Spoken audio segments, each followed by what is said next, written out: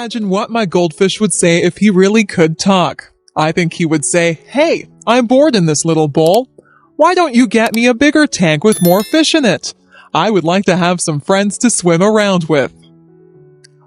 I went out and bought a bigger tank for my goldfish. I put some plants at the bottom of the tank, and I got a miniature deep-sea diver to put at the bottom of the tank. I looked into the tank and imagined what my goldfish was saying. He seemed to be saying, "This is a nice tank. It's roomy in here and you decorated it well, but I still don't have any friends to swim with." I went to the pet store and bought 3 more goldfish. I put them into the tank. All of the goldfish seemed to look at each other. They swam near each other and seemed to be playing games. I knew which one was my goldfish because he has a black spot on his fin. I looked at him and imagined that he was talking again. He said, "This is great. I have a big new home and friends to swim with. These are nice goldfish that you brought home for me. Thank you." Goldfish can't really talk. I know that.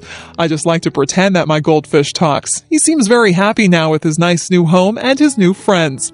I don't think goldfish can smile either, but it looks like my goldfish has a smile on his face. The best teacher. I have had a lot of teachers. Some of them were good and some of them were boring. There is one teacher whom I remember very well. He is the best teacher that I ever had. His name was Mr. Alban. He was a history teacher. History is not my favorite subject. I don't really enjoy history a lot. When I was in Mr. Alban's class, he made history seem exciting.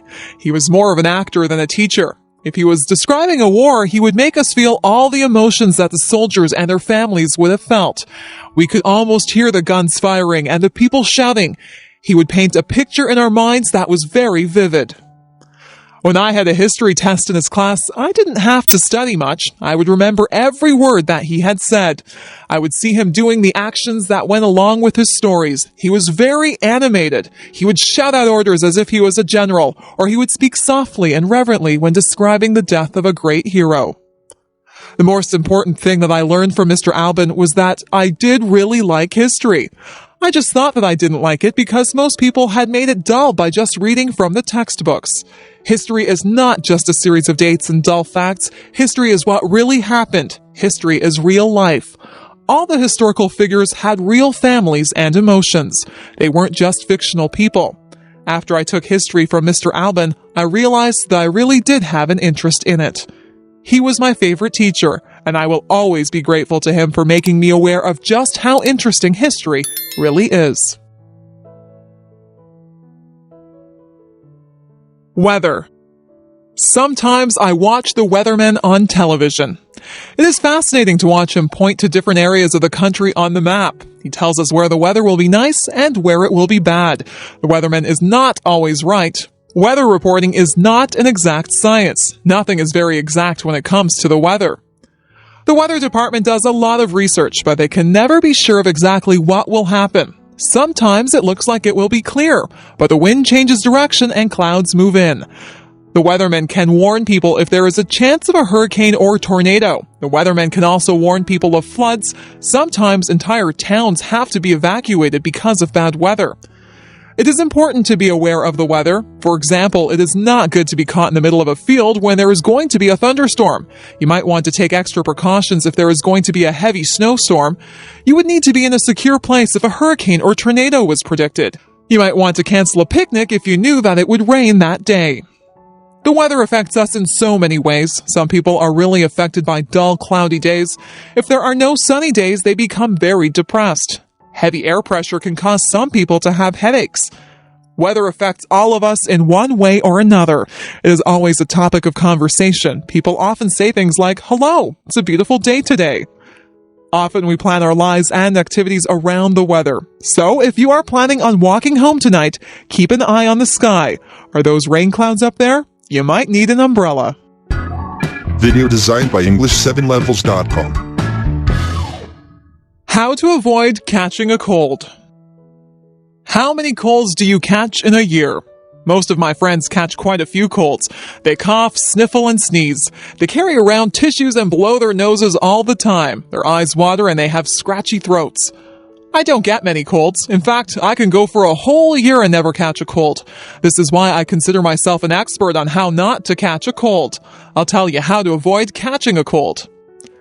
I think that you need to take a lot of vitamin C. I eat a lot of fruits and vegetables. I drink fruit juice too. I also take vitamin C pills. Whenever I begin to feel a cold coming on, I make sure that I have taken my vitamin C pill and I drink a lot of orange juice. That usually knocks the cold right out of my system. I make sure that I get a lot of fresh air. In the winter, a lot of buildings are shut up tight so that the air is stale and people's germs circulate through the buildings. I get outside and breathe in fresh, clean air. If somebody is rude enough to cough or sneeze right in front of me without covering his or her mouth, I just hold my breath for a second. I'm not sure if this works or not, but I don't want to breathe in anybody's cold germs. Many germs are passed through hands. It is important to wash your hands thoroughly if you touch anything in a public place. If I hold a banister while I'm walking down the stairs, I think of all the people who have used that banister, and I make sure that I wash my hands before I eat. Doorknobs also have a lot of germs on them. Money is another thing that is passed from hand to hand and is covered with germs. Sometimes I see people stick money into their mouths. Just think of all the germs that you would be putting into your mouth if you did that. If you just give it a little bit of thought, you can avoid a lot of germs that cause colds. If you eat good food and stay fit, your body will be able to fight off the germs that causes colds and other diseases. It is not always possible to avoid colds, but if you do catch a cold, drink plenty of fluids and get a lot of rest. The future. I sometimes wonder what life will be like in the future.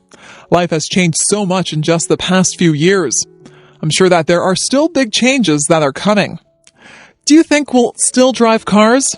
Maybe we'll get into computerized vehicles that we won't have to drive. We'll just push a few buttons and the vehicles will take us to wherever we have to go. Maybe there won't be roads. We might just fly through space to get where we want to go. Instead of telephones, we'll just use our computers. We'll be able to see each other when we talk. That type of thing is already happening. Maybe we won't have to cook our meals. We might be able to push buttons to order whatever we want. A nice roast beef dinner or an ice cream sundae might just pop out of a machine. It would be nice to have a robot to clean the house for you. In the past few years, computers have been extremely important. People used to write to each other through the mail. Now people communicate so much more frequently through email. Most of my friends own computers. If we had all of these things to do the work for us, what would we do? We would still need people to program the computers. We could spend more time being creative rather than doing everyday chores. The future holds many surprises. I'm sure that technology will become even more and more amazing. When my parents were young, they had never even seen a color television. Nobody owned a computer. It doesn't take long for things to change a lot. Who knows what amazing things are in store for us? Giving a speech. I had to give a speech last week. I gave a speech to 300 people. I had to speak in front of a group of students. I had to tell them about a campaign that we were having to raise money for cancer research. Giving a speech can be a difficult thing. When you stand in front of a big crowd, you can get very nervous. Some people feel like they have weak knees. Their legs feel as if they are made of rubber. Their heart beats very hard inside of their chest. Their palms get sweaty. Some people even become short of breath. For some people, giving a speech is their worst fear. When you give a speech, everyone is looking at you.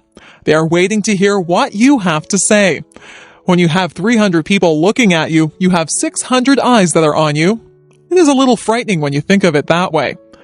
Before I give a speech, I take 3 big breaths. I calm myself and I remind myself that what I have to say is important. I like to be sure of what I am going to say, so I practice my speech in front of a mirror at home. I like to look like I am relaxed and friendly. They say that practice makes perfect, so the more speeches that you give, the better you will become at it. Whenever I have to give a speech, I imagine that the audience is just one big person.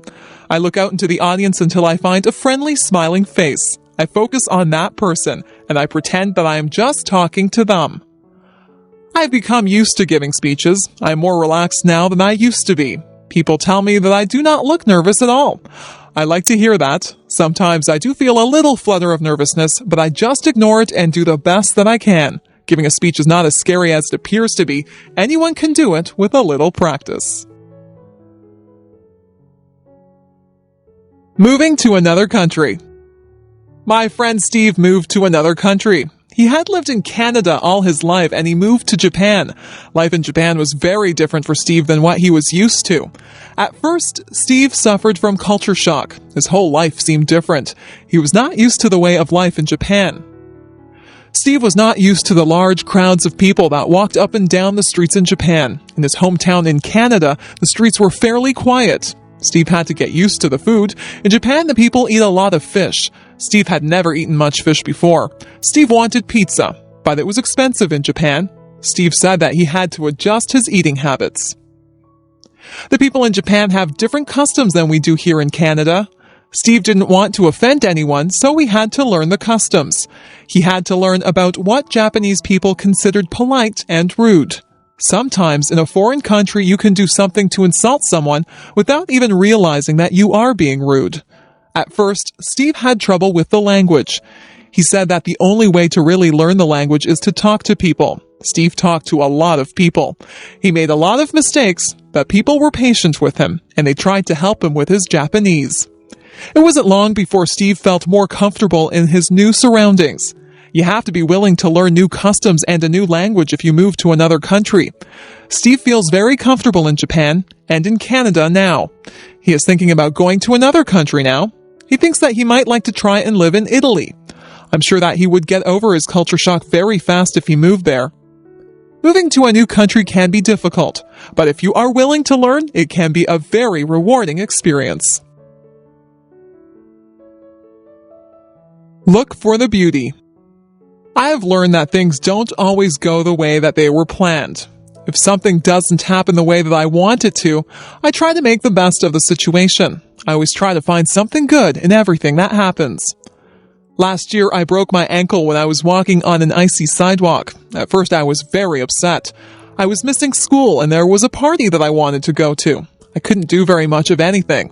My ankle was very sore. I stayed home and I read a book. It was an excellent book, and one that I probably would not have had time to read under normal circumstances. My friends brought my homework to my house, and we had some really nice visits while they were here. I had to accept the fact that I couldn't go anywhere on my broken ankle, so I made the best of a bad situation. Once I lost my way when I was out camping. I ended up in a very large field. I was afraid that nobody would find me, but I calmed myself down and took time to examine all the interesting wild flowers in the field. My family did find me. They were surprised at how calm I was. I have learned that there is something valuable inside every adventure and something beautiful inside every person. We had a new boy who came into our class. His clothes weren't in style and he was not particularly handsome. Some of the boys and girls made fun of him. Sometimes people can be really cruel. He seemed to handle it all right, but inside, I knew that it must hurt. Some of my friends and I invited him out with us. We found out that he had a terrific sense of humor, and he is probably one of the nicest people that I have ever met. He has since become one of my best friends.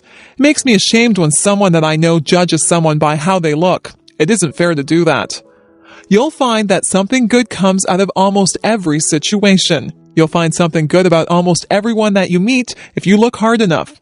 If something doesn't work out the way you planned it, just make the best of the situation. Look for the beauty in everything. My doll. When I was an infant, I got a rag doll. It was a very plain little doll, and it wore a clown outfit and a clown's hat. I used to take that doll to bed with me every night. I couldn't go to bed without my doll.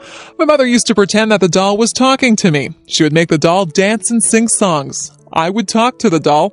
My mother would answer for the doll, but I was a baby, and I thought that the doll was actually talking to me. That doll was my best friend. I took her everywhere. One time I took her to a store with me, and I left her on a shelf in the store. We were halfway home when I realized that I didn't have my doll with me. I was very upset. My mother and I rushed back to the store. My doll was still there. I was so relieved. I hugged my doll and I promised myself that I would never leave her anywhere again. I couldn't imagine life without that doll. Through the years, the doll became less important in my life. I had other things to do, but the doll still sat on my bed during the day, and I still took it to bed at night. I gave that doll a lot of love when I was little. In fact, I love that doll so much that she looks tattered and torn now. There are parts of her face and hands that are almost worn away. I had a lot of other toys when I was little, but none of them were ever so important as that doll. I don't play with toys anymore, but that doll is still in my room. She sits in a special chair in the corner. I'll always have that doll. No matter how worn out she is, I'll always keep her and cherish her as part of my early childhood. I am curious. I am curious about many things. I would like to find the answers to a lot of questions that I have. What holds the stars up in the sky? Why does ice form on the top of the lake when it is cold? Is there life on other planets? Why do we not fall off the face of the earth? How do caterpillars turn into butterflies? All of these things are mysteries to me. There are so many questions that are unanswered. I think I should go to the library and get a book to find out why people grow old. What makes a television work? I also want to know where electricity comes from. Who is the strongest person in the world? Who is the smartest person in the world? Why do some people have blonde hair and some people have black hair? Why do people in different countries speak different languages? Why do people have to die? Why are no two snowflakes alike? What makes people fall in love? What makes the rivers run? Why does the sun rise every morning? How did the oceans form? Why did the dinosaurs vanish from the earth? I wonder if I'll ever find out the answers to all of my questions. I think I'll have to study hard and stay in school to find out everything that I want to know. Some questions never get answered. It is good to be curious. People who are curious about things are the ones who learn a lot, and some curious people go on to invent things and make important discoveries. Creative people. Some people are just born to create. That's what I think. Some people just have the need to write stories, compose beautiful music, or paint pictures. Creativity seems to be inside them, and they need to let it out. It's good that we have people like that. Composers like Mozart and Chopin have given us music that is incredibly beautiful. It's not just the classical composers who have given us great pieces of music. There are modern composers who have written great songs also. Elton John is an example of someone who has composed many wonderful songs. Andrew Lloyd Webber has given us some very popular musicals like Cats and The Phantom of the Opera. There are so many talented and creative people in this world. When you visit an art gallery, you marvel at how artists are able to recreate realism or make up something that seems totally unreal yet beautiful. The American artist Norman Rockwell painted some pictures that actually look like photographs. He tried to portray life as it was in America. Through his paintings, one can get a good sense of American life through the years. On the other hand, artists like Jackson Pollock did not portray realism. Jackson Pollock painted abstract pictures. His paintings are just as good as Norman Rockwell's, but they are entirely different. Some books that we read are classics. Mark Twain portrayed American life through his characters Tom Sawyer and Huckleberry Finn. Charles Dickens brought Victorian England to life through his books. Most people are familiar with his Christmas Carol, where the mean and miserable Scrooge learns the true meaning of Christmas. People don't have to read the classics. There are modern writers who entertain readers through their stories. Stephen King has written a number of horror stories. Some of his books have even been made into movies. We are lucky to have creative people who share their gifts with us. If you are lucky enough to be creative, you should use your talents to create works of art that we all can share.